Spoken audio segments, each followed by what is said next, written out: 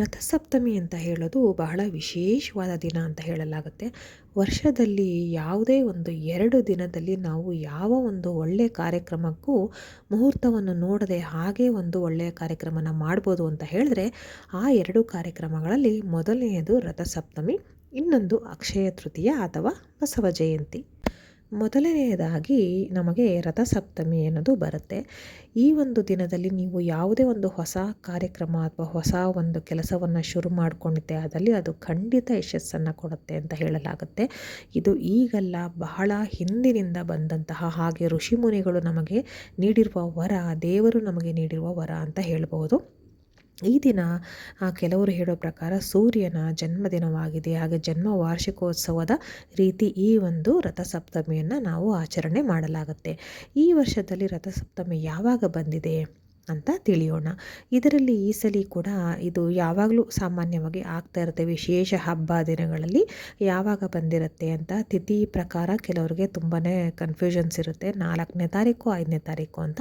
ಈ ಸಲ ಕೂಡ ಅದೇ ರೀತಿ ರಥಸಪ್ತಮಿ ಯಾವಾಗ, ಫೆಬ್ರವರಿ 4 ಅಥವಾ ಫೆಬ್ರವರಿ 5 ಅನ್ನೋದು ಎಲ್ರಿಗೂ ಒಂದು ದೊಡ್ಡ ಅನುಮಾನ ಆಗಿರುತ್ತೆ. ಅದಕ್ಕೆ ನಾನೀಗ ಸರಳವಾಗಿ ಹೇಗೆ ಇದನ್ನು ನೀವು ತಿಳ್ಕೊಳ್ಬಹುದು, ಯಾವ ದಿನ ಇದನ್ನು ಆಚರಣೆ ಮಾಡಬಹುದು ಅಂತ ಕೂಡ ಹೇಳ್ತೀನಿ.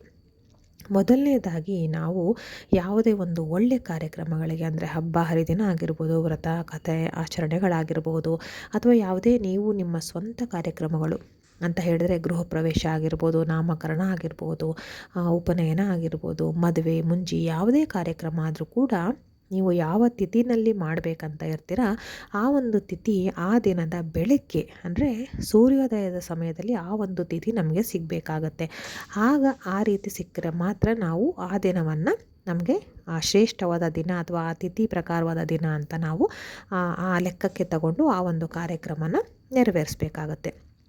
ಇದೇ ರೀತಿ ಈ ಸಲ ಕೂಡ ರಥಸಪ್ತಮಿ ಫೆಬ್ರವರಿ 4 ಅಥವಾ 5 ಅನ್ನೋದಿದೆ. ಈಗ ಯಾವ ಸಮಯದಲ್ಲಿ ಈ ಒಂದು ಸಪ್ತಮಿ ತಿಥಿ ಶುರುವಾಗುತ್ತೆ, ಹಾಗೆ ಯಾವ ಸಮಯಕ್ಕೆ ಇದು ಕೊನೆಗೊಳ್ಳುತ್ತೆ, ಹಾಗೆ ಇದನ್ನು ಯಾವ ದಿನ ಆಚರಣೆ ಮಾಡಬೇಕು, ಹೇಗೆ ಅನ್ನೋದನ್ನು ನಾನು ಈಗ ಹೇಳ್ತಾ ಹೋಗ್ತೀನಿ. ಹಾಗೆ ನಿಮಗೆ ಈ ಮಾಹಿತಿ ಸ್ವಲ್ಪ ಆದರೂ ಇಷ್ಟ ಆಯಿತು ಅಂತ ಹೇಳಿದ್ರೆ ನನ್ನ ಚಾನಲ್ ದಯವಿಟ್ಟು ಸಬ್ಸ್ಕ್ರೈಬ್ ಮಾಡ್ಕೊಳ್ಳಿ.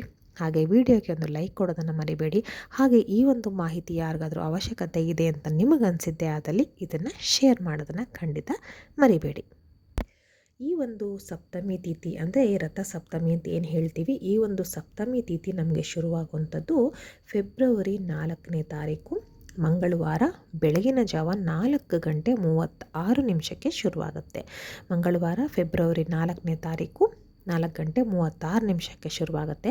ಹಾಗೆ ಮುಕ್ತಾಯ ಆಗುವಂಥದ್ದು 5ನೇ ತಾರೀಕು ಫೆಬ್ರವರಿ 5ನೇ ತಾರೀಕು ಬುಧವಾರ ಮಧ್ಯರಾತ್ರಿ ನಸುಕಿನ ಜಾವ ಅಂತ ಹೇಳ್ತಾರೆ, 2:36 ಮುಗಿದೋಗುತ್ತೆ. ಅಂದರೆ ನಾವು ಸಾಮಾನ್ಯವಾಗಿ ಆಡು ಭಾಷೆಯಲ್ಲಿ ಹೇಳಬೇಕಂದ್ರೆ ಬೆಳಗಿನ ಜಾವ, ಮಂಗಳವಾರ ಬೆಳಗಿನ ಜಾವ 4:36 ಶುರುವಾದ ಆ ನಂತರ ಅದೇ ಅವತ್ತಿನ ಮಧ್ಯರಾತ್ರಿ 2:36 ಇದು ಕೊನೆಗೊಳ್ಳುತ್ತೆ. 2:30 ನಂತರ ಕೊನೆಗೊಳ್ಳುತ್ತೆ ಅಂತ ಹೇಳಲಾಗುತ್ತೆ.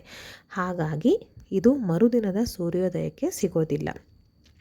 ಹಾಗೆ ಇನ್ನೊಂದು ಒಂದೊಂದು ಉಲ್ಲೇಖಗಳಲ್ಲಿ ಸಮಯ ಹೆಚ್ಚು ಕಮ್ಮಿ ನೀಡಿರ್ತಾರೆ. ಅಂದರೆ ಕೆಲವೊಂದು ಲೇಖನಗಳಲ್ಲಿ ಏನಂತ ಇದೆ ಅಂದರೆ 7:46 ನಮಗೆ ಸಪ್ತಮಿ ತಿಥಿ ಶುರುವಾಗುತ್ತೆ ಮಂಗಳವಾರಕ್ಕೆ. ಬುಧವಾರಕ್ಕೂ ಕೂಡ ಅದು ಕಂಟಿನ್ಯೂ ಆಗುತ್ತೆ ಅಂತ ಇದೆ.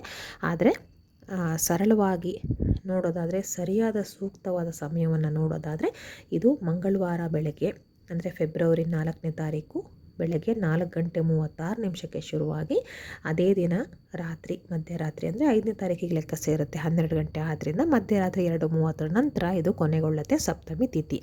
ಹಾಗಾಗಿ ನೀವು ರಥಸಪ್ತಮಿಯನ್ನು ಫೆಬ್ರವರಿ 4ನೇ ತಾರೀಕು ಮಂಗಳವಾರನೇ ಆಚರಣೆಯನ್ನು ಮಾಡಬೇಕಾಗತ್ತೆ. ಮರುದಿನದ ಅಂದರೆ 5ನೇ ತಾರೀಕು ಫೆಬ್ರವರಿ 5ನೇ ತಾರೀಕು ಸೂರ್ಯೋದಯಕ್ಕೆ ಸಪ್ತಮಿ ತಿಥಿ ಇರೋದಿಲ್ಲ. ಹಾಗಾಗಿ ಅಪ್ಪಿತಪ್ಪಿಯೂ ಕೂಡ ನೀವು 5ನೇ ತಾರೀಕು ಬುಧವಾರ ಈ ಒಂದು ಪೂಜೆಯನ್ನು ಮಾಡ್ತೀನಿ ಅಥವಾ ಆಚರಣೆಯನ್ನು ಮಾಡ್ತೀನಿ ಸಪ್ತಮಿಯನ್ನು ಅಂದರೆ ಖಂಡಿತ ಆಗೋದಿಲ್ಲ. ಫೆಬ್ರವರಿ 4ನೇ ತಾರೀಕು ಮಂಗಳವಾರನೇ ಇದರ ಆಚರಣೆಯನ್ನು ಮಾಡಬೇಕಾಗತ್ತೆ. ಹಾಗೆ ಈ ಒಂದು ಆಚರಣೆಯಲ್ಲಿ ನೀವು ಸೂರ್ಯದೇವನಿಗೆ ಅರ್ಘ್ಯವನ್ನು ಕೊಡಬೇಕಾಗತ್ತೆ. ಹಾಗೆ ಆತನಿಗೆ ಇಷ್ಟವಾದ ಗೋಧಿ ಪಾಯಸ ಅಥವಾ ಗೋಧಿ ಹಿಟ್ಟಿನಿಂದ ಮಾಡಿದ ಒಂದು ಪಾಯಸ, ಹಾಗೆ ಗೋಧಿ ಕಡಿ ಅಂತ ಅದರಿಂದ ಮಾಡಿರೋ ಪಾಯಸ. ಹೀಗೆ ಗೋಧಿಯನ್ನು ಬಳಸಿ ನೀವು ಸೂರ್ಯದೇವನಿಗೆ ಒಂದು ನೈವೇದ್ಯವನ್ನು ಮಾಡಿದ್ರೆ ತುಂಬಾ ಒಳ್ಳೆಯದಾಗತ್ತೆ. ನಮ್ಮ ಜನ್ಮ ಜನ್ಮದ ಪಾಪ ಕೂಡ ಕಳೆಯುತ್ತೆ ಅಂತ ಹೇಳ್ತಾರೆ. ಸೂರ್ಯದೇವನಿಗೆ ನಾವು ಸಿಹಿ ಪದಾರ್ಥವನ್ನು, ಗೋಧಿ ಪದಾರ್ಥವನ್ನು ನೈವೇದ್ಯವನ್ನು ಮಾಡೋದ್ರಿಂದ. ಯಾಕೆ ಗೋಧಿ ಅಂತ ಹೇಳಿದ್ರೆ, ಒಂದೊಂದು ಗ್ರಹಕ್ಕೆ ಒಂದೊಂದು ಧಾನ್ಯ ಅಂತ ಇರುತ್ತೆ. ಅದೇ ರೀತಿ ಸೂರ್ಯದೇವನಿಗೆ ಗೋಧಿ ಅನ್ನೋದು ಸೂರ್ಯದೇವನ ಧಾನ್ಯ. ಹಾಗಾಗಿ ಧಾನ್ಯ ಗೋಧಿ ಆಗಿರೋದ್ರಿಂದ ಅದನ್ನು ಬಳಸಿ ನೀವು ನೈವೇದ್ಯವನ್ನು ಮಾಡಿದ್ರೆ, ಬೆಲ್ಲವನ್ನು ಹಾಕಿದ್ರೆ ಎಲ್ಲವನ್ನು ಶ್ರೇಷ್ಠವನ್ನಾಗಿ ಮಾಡುತ್ತೆ. ಹಾಗಾಗಿ ಈ ರೀತಿ ನೈವೇದ್ಯವನ್ನು ಕೊಡಬೇಕಾಗತ್ತೆ. ಹಾಗೆ ಇನ್ನೊಂದು ವಿಚಾರ ಅಂತ ಹೇಳಿದ್ರೆ, ರಥಸಪ್ತಮಿಯ ದಿನ ಗೋಧಿ ಹಿಟ್ಟಿನಿಂದ ನೀವು ದೀಪವನ್ನು ಮಾಡಿ ಸೂರ್ಯದೇವನಿಗೆ ಬೆಳಗಬೇಕಾಗತ್ತೆ. ಆ ನಂತರ ದೇವ್ರ ಮನೆಯಲ್ಲಿ ತಂದು ಇಟ್ಟು ನೀವು ಪ್ರಾರ್ಥನೆನ ಮಾಡ್ಕೋಬೇಕಾಗತ್ತೆ. ಇದು ಕೂಡ ಬಹಳನೇ ಶ್ರೇಷ್ಠ. ಹಾಗೆ ಮತ್ತೊಂದು ಬಹಳ ವಿಶೇಷವಾದದ್ದು ಅಂತ ಹೇಳಿದ್ರೆ, ಈ ಒಂದು ರಥಸಪ್ತಮಿಯ ದಿನ ನಾವು ಎಕ್ಕದ ಎಲೆಗಳನ್ನು ಇಟ್ಕೊಂಡು ನಮ್ಮ ಮೈ ಮೇಲೆ ಇಟ್ಕೊಂಡು ಸ್ನಾನ ಮಾಡಬೇಕಾಗುತ್ತೆ. ಹಾಗೆ ಎಕ್ಕದ ಎಲೆಗಳು ಎಷ್ಟು ತಗೋಬೇಕು, ಎಲ್ಲೆಲ್ಲಿ ಇಟ್ಕೊಂಡು ಸ್ನಾನ ಮಾಡಬೇಕು, ಹೇಗೆ ಯಾವ ಸಮಯದಲ್ಲಿ ಸ್ನಾನ ಮಾಡಬೇಕು ಅನ್ನೋದನ್ನು ನಾನು ನನ್ನ ಮುಂದಿನ ವೀಡಿಯೋದಲ್ಲಿ ಹೇಳ್ತೀನಿ. ಯಾಕಂದರೆ ಅದರ ಮಾಹಿತಿ ತುಂಬಾ ದೊಡ್ಡದಾಗಿದೆ. ಅದನ್ನು ಇಲ್ಲಿ ಹೇಳ್ತಾ ಹೋದರೆ ವಿಡಿಯೋ ತುಂಬಾ ಲೆಂತಿ ಆಗುತ್ತೆ. ಹಾಗಾಗಿ ಇಲ್ಲಿ ಹೇಳ್ತಾ ಇಲ್ಲ. ಆದರೆ ಆ ಒಂದು ಎಕ್ಕದ ಎಲೆಗಳನ್ನು ಇಟ್ಕೊಂಡು ಸ್ನಾನ ಮಾಡೋದಕ್ಕೂ ಒಂದು ಮುಹೂರ್ತ ಅಂತ ಇರುತ್ತೆ. ಅದು ಯಾವಾಗ ಅಂತ ಹೇಳಿದ್ರೆ, ರಥಸಪ್ತಮಿ ಶುರುವಾಗುತ್ತೆ ಅಂತ ಹೇಳಿದೆ ಗೊತ್ತಾ, ಮಂಗಳವಾರ ಫೆಬ್ರವರಿ 4ನೇ ತಾರೀಕು 4:36 ಶುರುವಾಗುತ್ತೆ ಸಪ್ತಮಿ ತಿಥಿ. ಆ ನಂತರ ನೀವು 5:25 7:10 ಒಳಗೆ ಬೆಳಗ್ಗೆನೇ ನೀವು ಈ ರೀತಿ ಎಕ್ಕದ ಎಲೆಗಳನ್ನು ಇಟ್ಕೊಂಡು ಸ್ನಾನ ಮಾಡಬೇಕಾಗತ್ತೆ. ಆ ನಂತರ ನೀವು ಬೇಕಿದ್ದರೆ ಸೂರ್ಯದೇವನಿಗೆ ಅರ್ಘ್ಯವನ್ನು ಕೊಟ್ಟು ಆ ನಂತರ ಮನೆಯೊಳಗೆ ಬಂದು ನೀವು ಪೂಜೆಯನ್ನು ಮಾಡಬಹುದು. ಅಥವಾ ನೀವು ಪೂಜೆಯನ್ನು ಮಾಡಿ ಆ ನಂತರ ಸೂರ್ಯದೇವನಿಗೆ ಅರ್ಘ್ಯವನ್ನು ಕೊಡಬಹುದು. ಅರ್ಘ್ಯ ಹೇಗೆ ಕೊಡಬೇಕು ಏನು ಅದನ್ನೆಲ್ಲವನ್ನು ಕೂಡ ನಾನು ಮುಂದಿನ ವಿಡಿಯೋದಲ್ಲಿ ಹಾಕ್ತೀನಿ. ಏನು ಎಕ್ಕದ ಎಲೆಗಳನ್ನು ಬಳಸಿ ನಾವು ಸ್ನಾನ ಮಾಡಬೇಕು, ಎಷ್ಟು ಎಕ್ಕದ ಎಲೆಗಳನ್ನು ತರಬೇಕು, ಅದು ಹೇಗೆ ನಾವು ಪೂಜಿಸಿ ಆ ನಂತರ ಸ್ನಾನಕ್ಕೆ ತೆಗೆದುಕೊಳ್ಳಬೇಕು, ಅದೆಲ್ಲವನ್ನು ಪೂರ್ತಿ ಡೀಟೇಲಾಗಿ ನಾನು ನೆಕ್ಸ್ಟ್ ವಿಡಿಯೋದಲ್ಲಿ ಅಪ್ಡೇಟ್ ಮಾಡ್ತೀನಿ. ಇದರಲ್ಲಿ ಹೇಳೋಕ್ಕಾಗ್ತಾಯಿಲ್ಲ, ದಯವಿಟ್ಟು ಕ್ಷಮೆ ಇರಲಿ. ಈ ಒಂದು ವಿಡಿಯೋ ತುಂಬ ಲೆಂತಿ ಆಗುತ್ತೆ ಅಂತ. ಹಾಗಾಗಿ ಇದೊಂದು ನೈವೇದ್ಯದ ವಿಚಾರ ಒಂದು ಕೂಡ ಹೇಳಿದ್ದೀನಿ. ಗೋಧಿ ಸಂಬಂಧಪಟ್ಟಂತೆ ನೀವು ನೈವೇದ್ಯಕ್ಕೆ ಸಿಹಿ ನೈವೇದ್ಯವನ್ನು ಕೊಡಬೇಕಾಗತ್ತೆ. ಹಾಗೆ ಕೆಂಪು ಹೂಗಳನ್ನು ತೆಗೆದುಕೊಂಡಿರಿ. ಕೆಂಪು ಹೂ ಅಂದರೆ ಸೂರ್ಯನ ಬಣ್ಣ ಕೆಂಪು ಅಥವಾ ಕೇಸರಿ ಅಂತ ಹೇಳಲಾಗುತ್ತೆ. ಹಾಗಾಗಿ ನೀವು ಕೇಸರಿ ಅಥವಾ ಕೆಂಪು ಬಣ್ಣದ ಹೂವನ್ನು ನೈವೇದ್ಯಕ್ಕೆ ದೇವರಿಗೆ ಏರಿಸೋದ್ರಿಂದ ಅದು ಕೂಡ ತುಂಬಾ ಒಳ್ಳೆಯದು.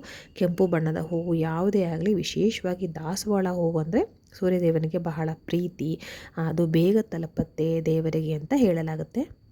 ಹಾಗೆ ಸೂರ್ಯದೇವನನ್ನು ನಮ್ಮ ಕಣ್ಣಿಗೆ ಕಾಣೋ ದೇವರು ಅಂತ ಹೇಳ್ತೀವಿ. ಯಾರೇ ಒಂದು ಕೇಳಿದ್ರು ಕೂಡ ನೀವು ಕಣ್ಣಿಗೆ ಕಾಣೋ ದೇವರು ಯಾವುದು ಅಂತ ಹೇಳಿದ್ರೆ ಸೂರ್ಯದೇವನು ಅಂತ ಹೇಳ್ತಾರೆ. ಅವನಿಂದನೇ ಇಡೀ ಜಗತ್ತು ನಡೀತಾ ಇದೆ ಅಂತ ಎಲ್ರಿಗೂ ತಿಳಿದಿರುವಂಥ ವಿಷಯ. ಹಾಗಾಗಿ ವರ್ಷದಲ್ಲಿ ಆತನಿಗೆ 2 ದಿನ, ಒಂದು ಮಕರ ಸಂಕ್ರಾಂತಿಯ ದಿನ, ಹಾಗೆ ಅದಕ್ಕಿಂತಲೂ ವಿಶೇಷವಾಗಿ ರಥಸಪ್ತಮಿಯ ದಿನ ಈ ಒಂದು ಸೂರ್ಯದೇವನಿಗೆ ಅರ್ಘ್ಯವನ್ನು ಕೊಟ್ಟು ನೈವೇದ್ಯವನ್ನು ಮಾಡಿ ನಾವು ಪೂಜೆಯನ್ನು ಮಾಡಬೇಕಾಗತ್ತೆ. ಹಾಗೆ ನಾನು ಹೇಳ್ದಂಗೆ ಗೋಧಿ ಹಿಟ್ಟನ್ನು ಬಳಸಿ ಅದರಿಂದ ದೀಪವನ್ನು ಕೂಡ ಹಚ್ಚಿ ಈ ಒಂದು ಸೂರ್ಯದೇವನಿಗೆ ನಾವು ಪೂಜೆಯನ್ನು ಮಾಡಬೇಕಾಗುತ್ತೆ. ಎಲ್ಲ ರೀತಿಯ ಪಾಪಕರ್ಮಗಳನ್ನು ಕಳೆದುಕೊಳ್ಳೋಕ್ಕೆ ಇದು ಒಂದು ವಿಶೇಷವಾದ ದಿನ ಅಂತ ನಾನು ಹೇಳ್ತೀನಿ. ಹಾಗೆ ಈ ಒಂದು ದಿನ ಮೂಗು ಚುಚ್ಚಿಸ್ಕೊಳ್ಳೋದು, ಕಿವಿ ಚುಚ್ಚಿಸ್ಕೊಳ್ಳೋದು, ಇದೆಲ್ಲದಕ್ಕೂ ನೀವು ಮುಹೂರ್ತ ನೋಡಬೇಕಾದಿಲ್ಲ, ಒಳ್ಳೆಯ ಸಮಯ ನೋಡಬೇಕಾದಿಲ್ಲ. ಈ ಒಂದು ರಥಸಪ್ತಮಿಯ ದಿನ ಧಾರಾಳವಾಗಿ ಹೋಗಿ ಈ ಒಂದು ಕೆಲಸಗಳನ್ನು ಮಾಡ್ಕೊಳ್ಬೋದು. ಮತ್ತೆ ಮುಂದಿನ ವಿಡಿಯೋದಲ್ಲಿ ಸಿಗ್ತೀನಿ. ಎಲ್ರಿಗೂ ಧನ್ಯವಾದಗಳು.